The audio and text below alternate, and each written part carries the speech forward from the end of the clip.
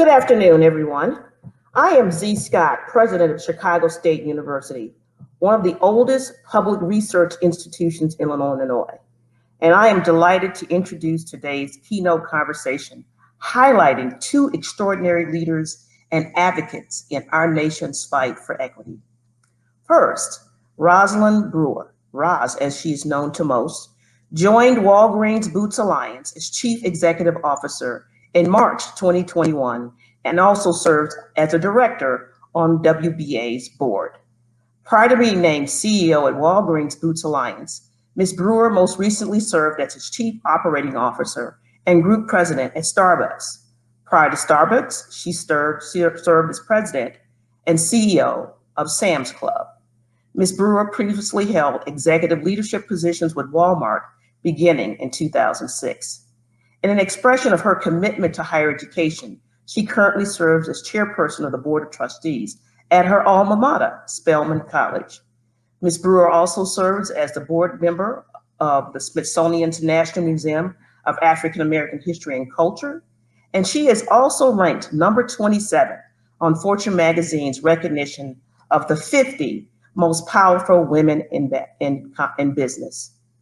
In conversation with Ms. Brewer today is none other than Karen Freeman Wilson, President and CEO of the Chicago Urban League and a strong partner to Chicago State University.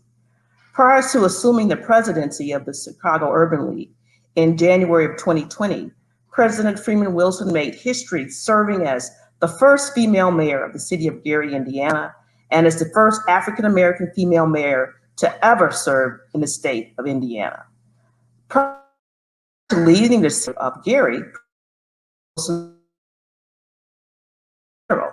director of the Indiana Civil Rights Commission, and while serving as an attorney, she also served as the presiding judge of the Gary City Court. In addition to their work in the boardroom, courtroom, and throughout corporate America, today's conversation participants recognize and model their actions through their work in the community and in civic service. So as the country continues to grapple with the effects of COVID-19 pandemic and our latest racial reckoning, the conversation that we're having today could not come at a more crucial time. Last summer, when we learned this crisis was brewing in Illinois, we also learned of another crisis in Illinois that surrounds our Black student enrollment in all Illinois colleges and universities. At that time, we were informed that there had been a 29% drop in Black student enrollment across all Illinois colleges and universities. And as Chicago State is the state's only four-year U.S. Department of Education designated predominantly Black institution, we had to act. We knew we had to act. We convened an equity working group in partnership with leaders across the state, K through 12 education, colleges and university presidents, philanthropic groups, the business community, government, and others.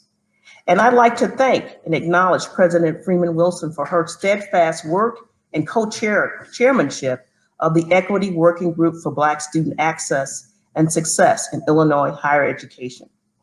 About a week ago, we released our Equity Working Group's action plan that lays out how we intend to support our Black students and their families in thriving and surviving in Illinois. So in closing, I look forward to our continued engagement with the Urban League, with Walgreens, and you as an audience for today's conversation. Thank you again for joining us, and I will now turn it over to President Freeman Wilson.